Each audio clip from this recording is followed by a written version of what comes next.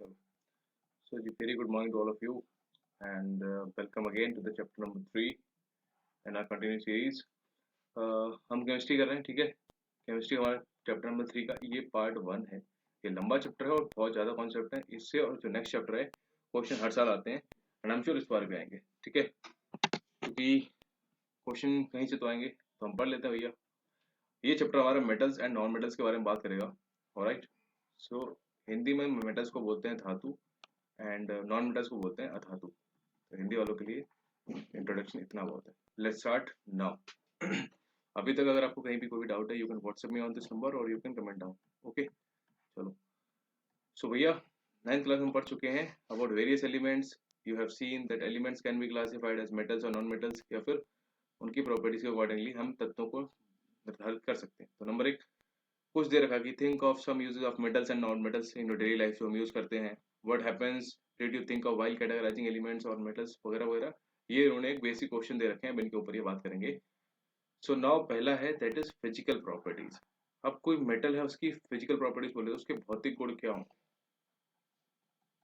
तो भैया सबसे पहले मेटल्स के बारे में बात करेंगे। तो the easiest way to start grouping substances is by comparing their physical property. तो सबसे बढ़िया तरीका कि आप उसका फिजिकली पहले कंपेयर कर लो। आप भी कंपेयर करते हो ना, फिजिकली ही तो कंपेयर करते हो अपने आप को सामने वाले के साथ, जो भी खड़ा है या खड़ी है वोटेवर। तो सबसे पहले वो वही देखते हो ना आप, कि सामने वाले की बॉडी बहुत है या फिर अपनी ज्यादा है, वगैरह वगैरह। तो वो फिजिकल अपीयरेंस है। जो केमिकल है जो उसके अंदर है वो हमें नहीं पता भाई कि वो कितना टैलेंटेड है या फिर वो कितनी टैलेंटेड।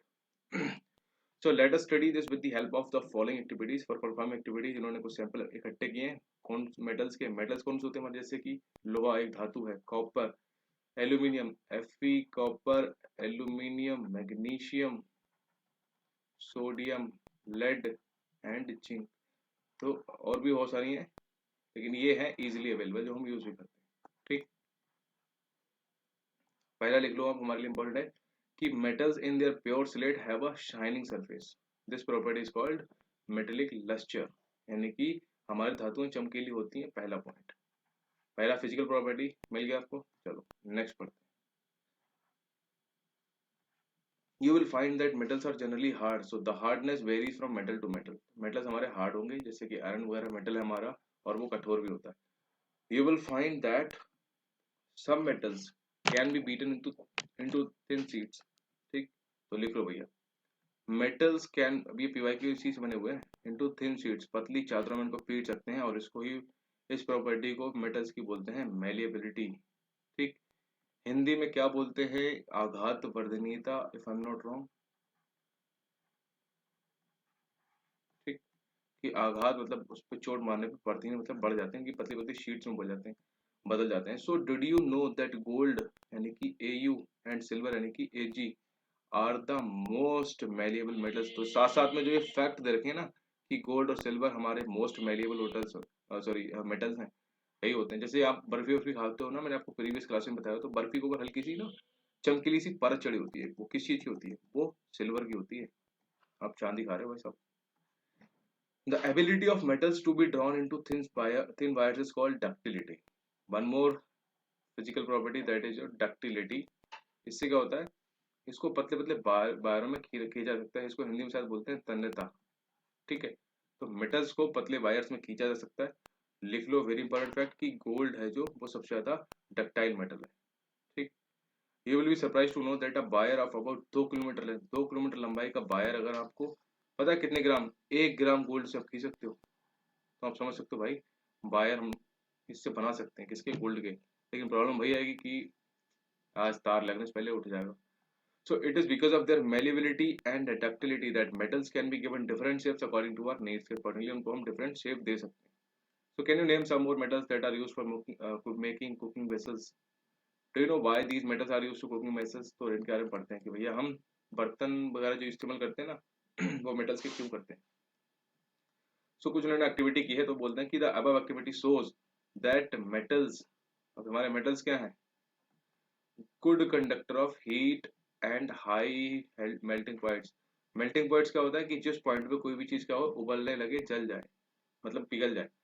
तो अब अगर मेटल्स की मेल्टिंग पॉइंट कम होगा, तो वो सामान जो भी उसके अंदर रखा होगा हमारा सब्जी उब्जी पकने के लिए मेटल में, कुकर वगैरह में, तो उसके जलने से पहले तो हमारा कुकर जल जाएगा तो इसलिए इनका बर्तन का जो मेल्टिंग पॉइंट होता है वो हाई होता है कि जल्दी से ना जले। सुधा भैया ध्यान से लिख लो आप, मेटल्स हमारे हीट के और हीट के गुड कंडक्टर होते हैं, कंडक्टर मतलब कि चालक, और हमारे उनका पॉइंट होता है मेल्टिंग पॉइंट हाई होता है। The best conductor of heat are silver and copper. Very important fact, Ag and Cu are क्या है, हीट के वेस्ट कंडक्टर। ये वेरी इंपॉर्टेंट है। लेड यानी कि Pb एंड मरकरी यानी कि Hg। तो Pb and Hg are comparatively poor conductor of heat. Very very important, लिख लो भाई, फैक्ट यही है और कुछ नहीं है। ठीक है, ये क्या है, इनसे हीट पास नहीं होती, यानी कि ये हीट के बहुत पोर कंडक्टर है। ठीक, चलो। You must have seen that the wires that carry current in your homes have a coating of polyvinyl chloride यानी कि PVC। ठीक है, जैसे हमारे घर पे तार बिजली के होते हैं ना, उस पे एक मतलब एक प्लास्टिक की चेन चढ़ी होती है, मतलब जैसे ब्लैक कलर की, रेड कलर की, वो क्या होती है, उसके मतलब रबर लाइक मटेरियल जो भी होता है। पहले तो वो कोटेड क्यों होती है, वही है, नंगे होंगे तो आप चिपक जाओगे ना। So what happens when metals strike a hard surface, अगर धातुओं को एक हार्ड सरफेस पे पीटा जाए तो क्या होगा। So do they produce sound, yes, ये PYQ सीरीज का। ठीक है, so the metals that produce a sound on striking a hard surface are said to be sonorous। very very important, ये PYQ CDS 2022 का, CDS 2 2022 कि भैया क्या metals में सोनोरस होता है, मतलब मेटल्स है which kind of physical property, उसमें एक था सोनोरस। ठीक, so can you now say why school bells are made of metals, क्योंकि हम घंटा पीटते हैं और वो आवाज देता है, इसलिए हम सुन के बाद में छुट्टी होगी वगैरह वगैरह। नाउ अब हम बात करेंगे हमारे नॉन मेटल्स की फिजिकल अपीयरेंस, यानी कि फिजिकल यानी कि उनके भौतिक गुणों के बारे में। ठीक है, so in the previous class you have learn that there are very few non metals as compare to metals, metals ज्यादा हैं, नॉन मेटल्स कम है। तो some of the examples of non metals are carbon हमारे, sulphur, carbon, sulphur, iodine, oxygen and hydrogen. ठीक, ये हमारे हैं नॉन मेटल्स। तो the non metals are either, या तो ये सॉलिड होंगे या गैस होंगे, लिख लो आप। हमारे जो अधातु हैं या तो ये सॉलिड में मिलेंगे आपको, गैस में मिलेंगे या फिर गैस में मिलेंगी। ठीक, सबसे पहले होगा या फिर सॉलिड होंगे या फिर गैस, लेकिन इसमें एक एक्सेप्शन है भैया, एक लिक्विड भी है, and that is your bromine. Very important. तो ब्रोमीन एक ऐसा अधातु है, एक ऐसी अधातु है जो अधातु होते हुए भी लिक्विड फॉर्म में है। ओनली ओनली ब्रोमीन जो, सॉरी ओनली अधातु, only non metal which is in liquid state, that is bromine. Got it, चलो यही है, वहां से क्वेश्चन बनता है, कुछ नहीं। So on the basis of the observation उन्होंने दिखाया कुछ, डिस्कस द जनरल। ठीक है ठीक है ठीक है।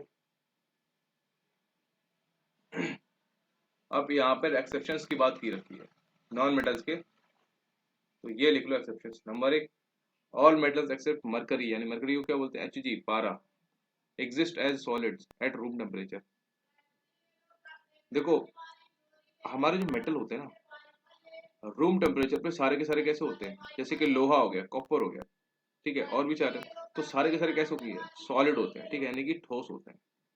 ठीक, हमारे जितने मेटल्स होते हैं वो सॉलिड होते हैं, लेकिन रूम टेम्परेचर पे Hg यानी कि पारा एक ऐसा हमारा लाइक मेटल है जो कैसा होता है, लिक्विड स्टेट में होता है। इनफैक्ट पारा ऐसा होता है, अगर आप बाल्टी भर दोगे ना, 1 किलो पारा आपसे उठेगा नहीं, बाल्टी इतनी हैवी हो जाएगी। और पारा एक काइंड ऑफ मेटल है और उसके ऊपर आप खड़े भी सकते हो, देखना कोई पारे को वीडियो वीडियो में, तो आप देखना मतलब क्या होता है इसका। ठीक है, you have observe that metals का पॉइंटिंग कैसा होता है, मेल्टिंग पॉइंट हाई होता है। ठीक, लेकिन इसके कुछ एक्सेप्शन, जैसे कि gallium and caesium, Ga and Cs, very important, PYQ यहीं से बने हुए हैं। Gallium and caesium have very low melting point, तो इन दोनों का है मेल्टिंग पॉइंट कम, बाकी मेटल्स का होता है हाई मेल्टिंग पॉइंट। समझ गए। So these two metals will melt if you keep them on your, अगर आप हथेली पे रखोगे ना भैया पिघल जाएंगे। ठीक है, चलो अब नॉन मेटल की बात करें तो आयोडीन, अभी बता चुका हूं आपको, आयोडीन ओनली नॉन मेटल है जो लस्चरस है, यानी कि चमकीला है। नहीं ये नहीं बताया, सॉरी, मैंने आपको ब्रोमीन बताया था जो लिक्विड है। बाकी नॉन मेटल्स कैसे होते हैं आपको, या तो सॉलिड होंगे या फिर गैस होंगे, लेकिन ब्रोमीन जो कैसा है, ओनली है जो कैसा लिक्विड में स्टेट में मिलेगा आपको। ठीक है, only non metal. Similarly iodine एक ऐसा नॉन मेटल है जो चमकीला होता है। समझ गए। Carbon is a non metal, carbon एक धातु है that can exist in different forms, और इसकी each form is called allotrope. ठीक, अब एलोट्रोप क्या होंगे इसके बारे में बताएंगे हम आपको आगे। एलोट्रोप को हिंदी में बोलते हैं अपर रूप। आप बस ये देख लो कि मतलब इसके बहुत सारे रूप होते हैं हमारे कार्बन के। ठीक, तो कार्बन एक ऐसा मूल्य धातु है जिसके बहुत सारे रूप होते हैं, तो जिसमें से एक है डायमंड। ठीक, आपने सुना होगा डायमंड के बारे में। N allotrope of carbon is the hardest natural substance known and has a very high melting and boiling point. तो ये समझो कि जो डायमंड है उसको आप आसानी से पिघला नहीं सकते, उसको आप आसानी से जला नहीं सकते, और वो बहुत ही ज्यादा हार्ड है, हार्डेस्ट मटेरियल सब्सटेंस है, हार्डेस्ट नेचुरल सब्सटेंस है। समझ गए, ये डायमंड है। दूसरा इसका भाई दैट इज ग्रेफाइट। जितना डायमंड हार्ड है, another electrode of carbon is a conductor of electricity. Graphite आपने देखा होगा, आपका पेंसिल वगैरह होता है ना, पेंसिल पेंसिल की जो निब होती है ना आगे वाली पतली सी, उसमें इस्तेमाल होता है, जो ब्लैक कलर का होता है वो ग्रेफाइट होता है। और अगर आपने पेंसिल की इस साइड में भी छोड़ रखा है पेंसिल को, उस साइड में भी अगर आपने छील रखी है ना दोनों साइड में, अगर आपने इसको बोर्ड में घुसेड़ दिया और इधर आपने उंगली लगाई तो आपको करंट लगेगा। क्यों? क्योंकि ग्रेफाइट है जिसके थ्रू इलेक्ट्रिसिटी पास हो सकती है। तो लिख लो भैया, कार्बन का only allotrope that is graphite, जिससे क्या होती है इलेक्ट्रिसिटी पास हो जाती है, जो कि इलेक्ट्रिसिटी का गुड कंडक्टर है। ठीक, ये लिख लो, यहाँ से क्वेश्चन आएगा नेक्स्ट। Alkali metals. अब ये एल्काली क्या होता है मैं आपको पहले बताया, वाटर सोल्यूबल बेस को क्या बोलते हैं, एल्काली बोलते हैं। ठीक, अब ये बोल रहा है कि एल्काली मेटल्स की बात कर रहा है, लिथियम सोडियम यानी कि पोटेशियम। मैंने इसको ट्रिक बनाई थी लिनाक, ऐसे कि लिनाक ये ऐसे मेटल्स है, ध्यान रखना ये मेटल्स है, ऑब्वियसली लिथियम मेटल है, सोडियम भी मेटल है, ठीक है, पोटेशियम भी मेटल है। ये ऐसे मेटल है जो इतने सॉफ्ट है ना कि भाई साहब भाई इनको आप चाकू से काट सकते हो, you can cut even them by the knife. क्यों? इनकी डेंसिटी बहुत कम होती है। डेंसिटी कैसी है, इनकी घनत्व इनका बहुत लो होता है, और मेल्टिंग पॉइंट भी लो होता है। ठीक, ये कहीं भी क्रिया कर लेंगे, अभी इनके बारे में मैं आगे बताऊंगा। Elements can be more clearly classified as metals and non metals on the basis of their chemical properties. अब बात करेंगे केमिकल प्रॉपर्टीज की, लेकिन अभी तक हमने बात की थी फिजिकल प्रॉपर्टीज पे। ठीक, अगर आपको डेंसिटी से एक चीज याद आ रही हो, याद आ रही बताओ, कि जो सुई होती है या फिर कोई भी निडल है लोहे की, वो डूब जाती है, सिंक कर जाती है, जबकि जो एक शिप होता है, जहाज होता है, वो फ्लोट करता है हमारे पानी पे। वाई? तो उसमें भी डेंसिटी का कॉन्सेप्ट था, क्योंकि सुई की जो डेंसिटी होती है ना वो कम होती है, तो ये जो वाटर होता है ना उसको अपने मास से कम हटा पाती है, इसलिए डूब जाती है। लेकिन इसका जो क्या होता है, डेंसिटी ज्यादा होती है, वाटर को ज्यादा हटा पाती है, इसलिए फ्लोट करती है। ठीक,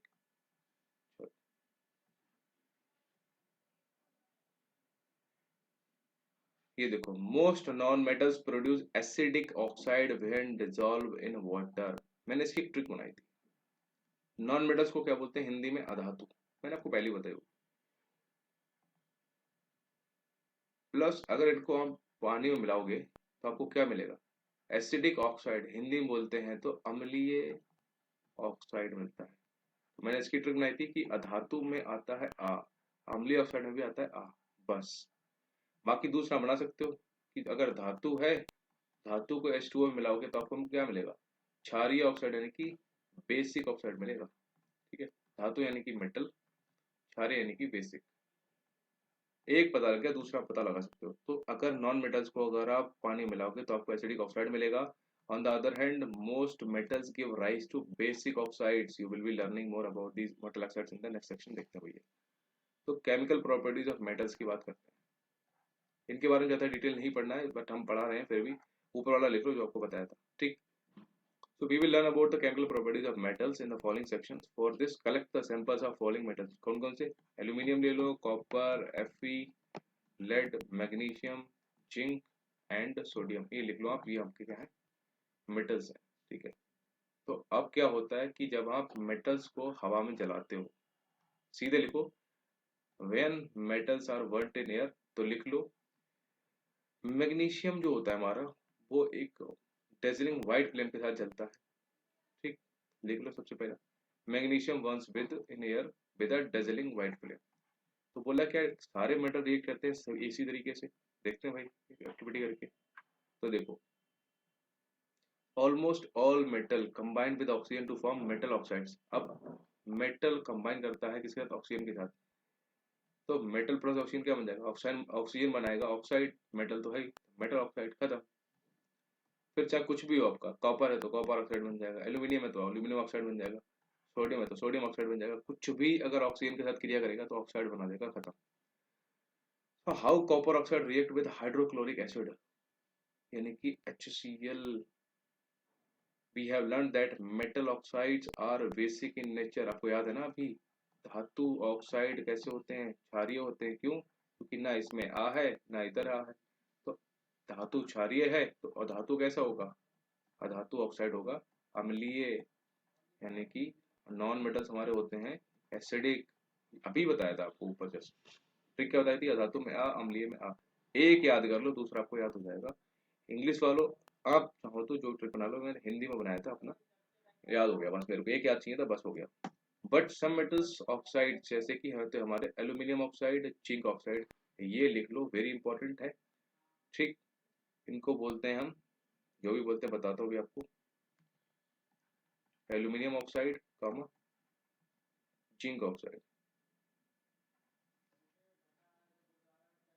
शोज बोथ, ये acidic as well as basic behaviour दिखाते हैं, मतलब ये अम्लीय प्लस क्षारीय दोनों होते हैं। ठीक है, such metal oxide which react with both acids as well as bases to produce salt, ये क्या प्रोड्यूस करते हैं, salt and water are known as amphoteric oxides. तो वेरी इंपॉर्टेंट ये PYQ है कि भैया उभय धर्मी ऑक्साइड हिंदी में बोलते हैं, कौन से होते हैं हमारे, तो एम्फोटेरिक हमारे होते हैं एल्यूमिनियम ऑक्साइड और जिंक ऑक्साइड। बस इतना लिखना है आपको, कुछ नहीं लिखना।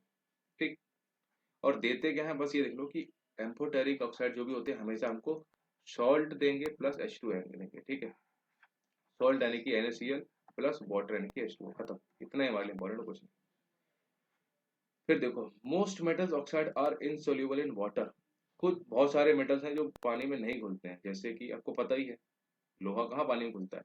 But some of these dissolve in water to form alkali. अब कुछ है जो मिल जाते हैं भैया पानी में, तो जो पानी में मिल जाते हैं उनको बोलते हैं एल्कालीज, जैसे कि sodium oxide and potassium oxide यानी कि NaOH एंड KOH।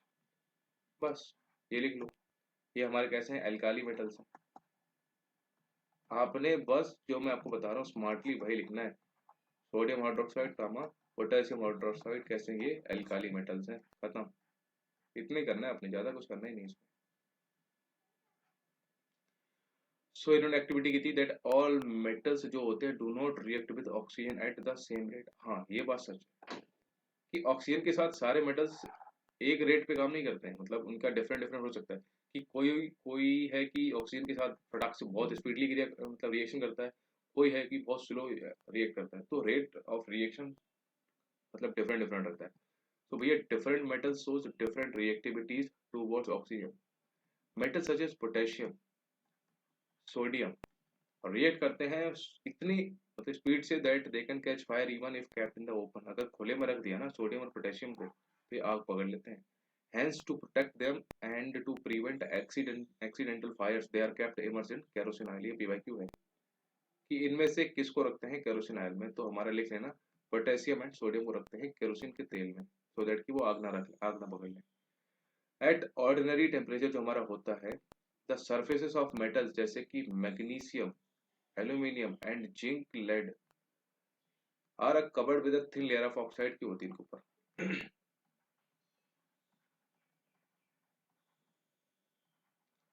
ये जो है ना, इन पे ऑक्साइड की एक पतली लेयर रहती है। क्यों, the protective oxide layer prevent करती है उनको the metals from further oxidation ना हो जाए इनका। अच्छा आपको याद है ऑक्सीडेशन क्या होता है, एक था ऑक्सीडेशन एक था रिडक्शन, मैंने आपको बताया था ना। तो ऑक्सीडेशन क्या था,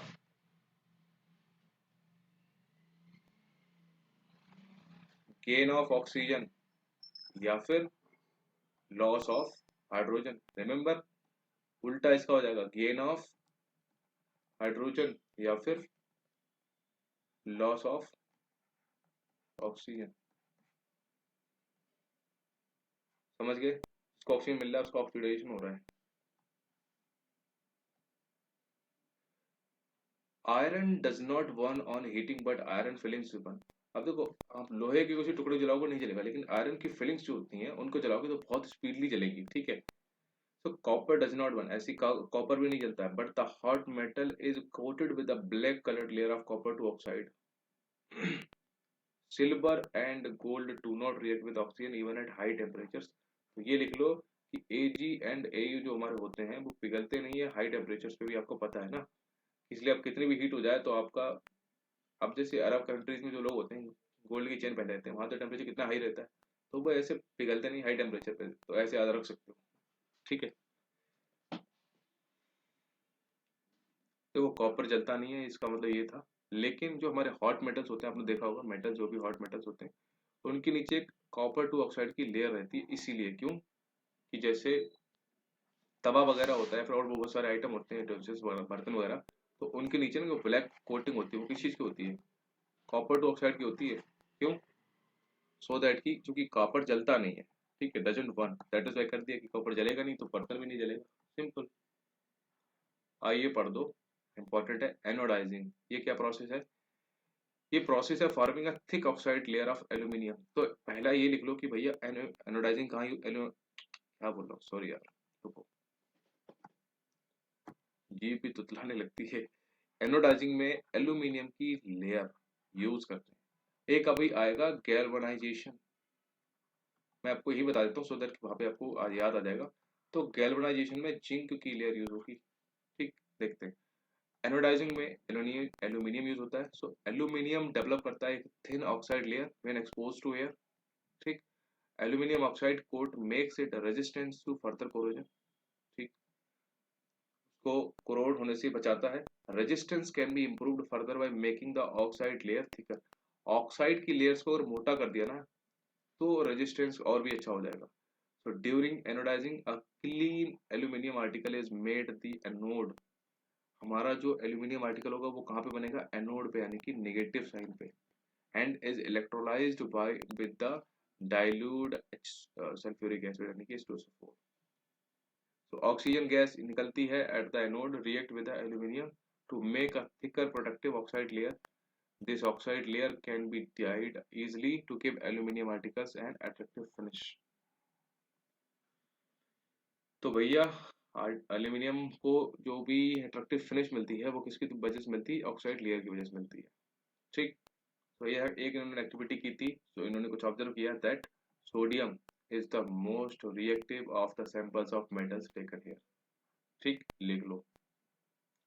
the reaction of magnesium is less vigorous implying that it is not as reactive as sodium. जितना रिएक्टिव सोडियम है उससे कम है हमारा कौन सा, मैग्नीशियम है। इसके एक टेबल है, मैं आपको नीचे दिखाता हूँ अभी, वो लिख लेना आप।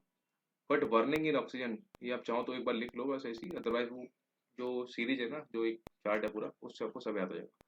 But burning in oxygen does not help us decide about the reactivity of zinc, iron, copper और लेड। तो भैया देखते हैं कुछ।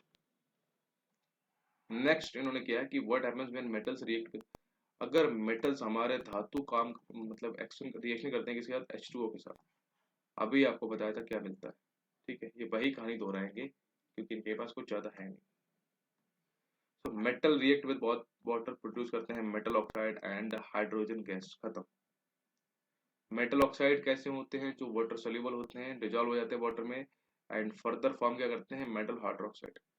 देखो पहले मेटल वाटर से मिला, क्या बना, मेटल ऑक्साइड और हाइड्रोजन। फिर ये मेटल ऑक्साइड में फिर हमने वाटर मिला दिया तो क्या बना, मेटल हाइड्रोक्साइड, खत्म। Metals like potassium and sodium react violently with cold water. In case of sodium and potassium, the reaction is so violent and exothermic that the evolved hydrogen immediately catches fire। ये आप चाहो तो यहाँ पे देख लो, otherwise इसके बारे में मैं नीचे बता दूंगा। The reaction of calcium with water is less violent, ठीक। कैल्शियम के साथ पानी, कैल्शियम को पानी में डाल दो तो इतना ज्यादा उछलता नहीं, आपने देखा भी होगा। The heat evolve is not sufficient for the hydrogen to catch fire, तो इसलिए कैल्शियम पानी आग नहीं पकड़ता। Calcium starts floating because the bubbles of hydrogen gas formed stick to the surface of the metal. लिख लो भैया, कैल्शियम क्यों तैरता है, क्योंकि जो हाइड्रोजन गैस है ना वो हाइड्रोजन गैस फॉर्म हो जाती है हाइड्रोजन गैस के बुलबुले आने की। Magnesium does not react with cold water.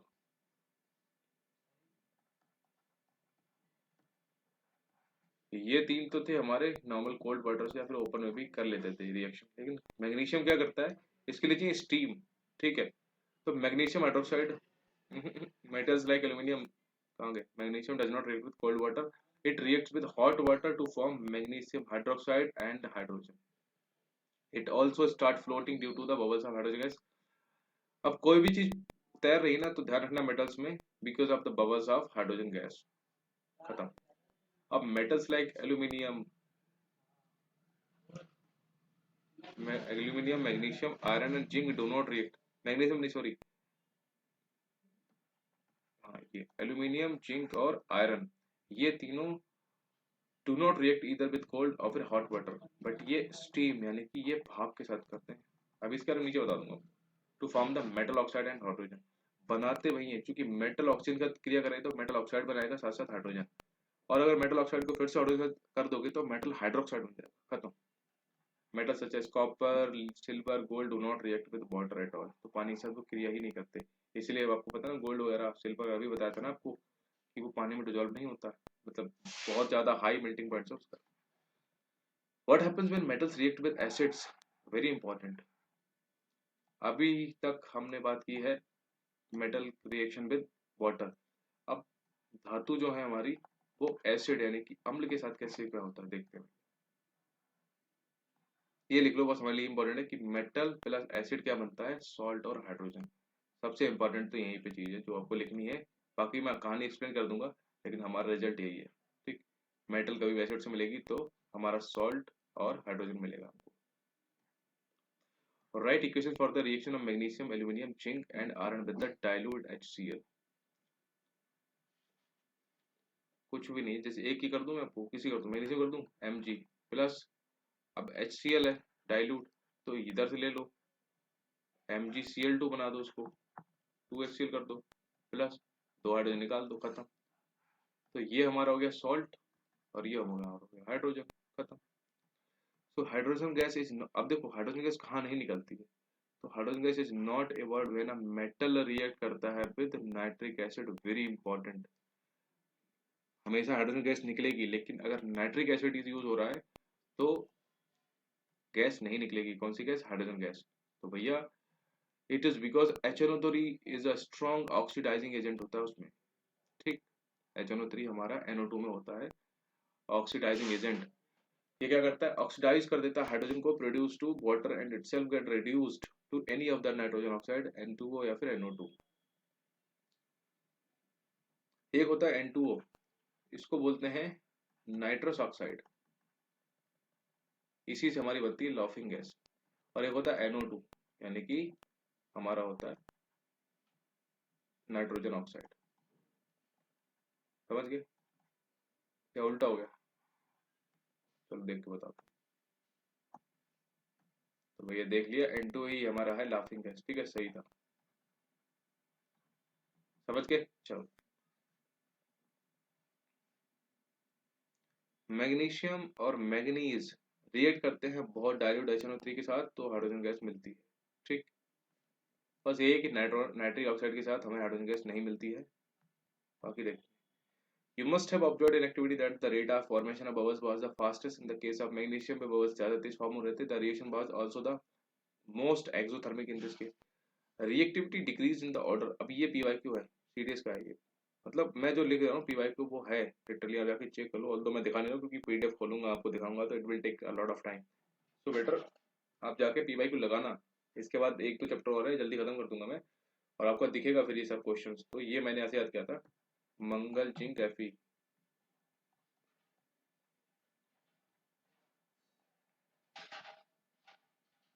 मैंने लिखा था मंगल जंग करेगा लोहे से।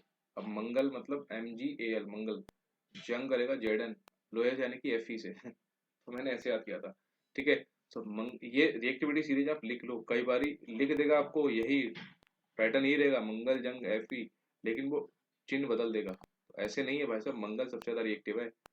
इन case of copper no bubbles were seen and the temperature also remained unchanged. Copper में कोई बबल्स नहीं थे, अनचेंज था। तो this shows that copper does not react with dilute HCl। अब कौन सा करता है कौन सा नहीं करता मैं आपको बताऊंगा। How do metals react with solution of other metal salts. अगर अदर मेटल के सॉल्ट्स हैं उनके साथ में मेटल, हमारा मेटल कैसा रिएक्ट करेगा, देखते हैं इसके बाद। ठीक है, so reactivity metals can displace less reactive metals from the compound. अब जो ज्यादा रिएक्टिव होगा वो लेस रिएक्टिव को हटा देगा ना, ऑब्वियसली जो ज्यादा तगड़ा होगा वो कमजोर को हटा देगा। So we have seen in the previous section that all metals are not equally reactive. ठीक है, we checked the reactivity of various metals with oxygen, water and acids के साथ चेक की, but all metals do not react with these reagents. So we were not able to put all the metal samples we had collected in decreasing order of their reactivity. So displacement reaction studied in chapter 1 give better evidence about the reactivity of metals. It is simple and easy. If metal A displaces metal B from its solution, it is more reactive than B. यही है कि metal A salt solution of B में कर रहा है, अगर salt solution of ए बन जा रहा है और मेटल भी निकल जा रहा है तो क्या हुआ, ये ज्यादा स्ट्रॉन्ग था। ठीक, which metal copper are more reactive according to your observation.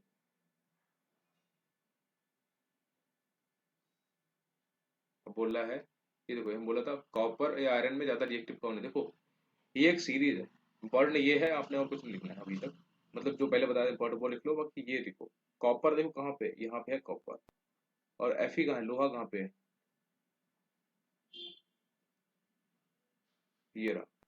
अब सोचो इसमें रिएक्टिविटी कौन है, ऊपर से नीचे जाने पर रिएक्टिविटी घट रही है, तो ज्यादा रिएक्टिव कौन है, Fe है ना, तो Fe हटा देगा। ठीक है, ये है एक रिएक्टिविटी सीरीज जिससे आपके हर एक क्वेश्चन हर साल आता है और जो आपको याद होना चाहिए। The reactivity series a list of metals arranged in the order of the decreasing activities after performing displacement experiments. The following series known as the reactivity. आप इसकी ट्रिक बनाओ, बहुत सारी ट्रिक्स यूट्यूब पे यूट्यूब पे मिल जाएंगे ऑब्वियसली। हाँ, मैंने बनाई थी अपनी कनक मांगे अलीपुर जंक्शन पर, लोहा लेड है क्योंकि वगैरह वगैरह करके, वो मैंने याद किया था अपने तरीके से। आप अपने तरीके से अपनी ट्रिक बनाओ। ठीक, गूगल पे यूट्यूब पे बहुत सारी ट्रिक्स मिल जाएंगे, आप उनसे याद करो, लेकिन इसको आप याद करो, ये बहुत ज़्यादा इंपॉर्टेंट है। इसका मैं आपको बेसिक एक चीज़ बता दूं कि जो शुरू के 3 है ना, ये हैं ओपन में क्रिया कर लेंगे, ओपन में यानी कि ठंडे पानी से भी कर लेंगे भैया, इनको भरे बैठे हैं। ठीक है, मैग्नीशियम जो है हमारा, इसके लिए चाहिए हमारा हॉट वाटर। ठीक, इसको थोड़ा गर्म पानी चाहिए, थोड़ा बूढ़ा हो गया। बाकी ये जो 3 है हमारे एल्यूमिनियम, जिंक और आयरन, इनके लिए चाहिए हमें स्टीम्ड वाटर, ये और भी बूढ़े हो गए, इनको चाहिए भाप। ब्रेस्ट जो बचे हुए हैं ना भाई साहब, ये करते ही नहीं है, ये नल्ले बड़े हैं, यानी कि ये नो रिएक्ट करते हैं एट ऑल। जब आप ये लिखोगे तो आप ये बनाना 3 1 3 रेस्ट सब कुछ। तो 3 पहले बहुत रिएक्टिव है, इतना रिएक्टिव है कि खुले में भी कर देते हैं क्रिया, ऑक्सीजन सॉरी ओपन में कोल्ड पानी से भी। दूसरा है इसको चाहिए गर्म पानी, बस ये इंपॉर्टेंट है क्योंकि याद हो जाते हैं, लेकिन हमें याद नहीं होते कौन कौन से किस्में हैं। तो पहले वाले 3 है ऐसे, फिर एक अकेला है, फिर 3 है ऐसे, और फिर बचे हुए जितने हैं वो सारे ओपन में है। ठीक है, वो रिएक्ट ही नहीं करते हैं। समझ गए। अब बात करेंगे इसके बारे में जो भी होगा बचा हुआ नेक्स्ट चैप्टर में। ठीक है, how do metals and non metals. अब मेटल और नॉन मेटल को मिला दिया उन्होंने, कुछ नहीं बचा तो आपस में मिला दिया। देखते भैया इसके बारे में नेक्स्ट वीडियो में, क्योंकि ये लंबी वीडियो हो रही है, तो आप इसको पढ़ो, कोई डाउट हो बताना। लेकिन ये चार्ट आप याद कर लो, ये बनाओ आप नेक्स्ट वीडियो में इसके बारे में और डिटेल, क्योंकि ये चैप्टर मोस्टली इस चार्ट पे बेस्ड है। ठीक है, अगर आपने ये चार्ट रख लिया ना, आगे वाला आने वाला जो भी चैप्टर का जो भी कॉन्सेप्ट सारे आपके लिए ईजी हो जाएंगे। ठीक है, तो पढ़ो, ध्यान रखो अपना। Bye bye and take care.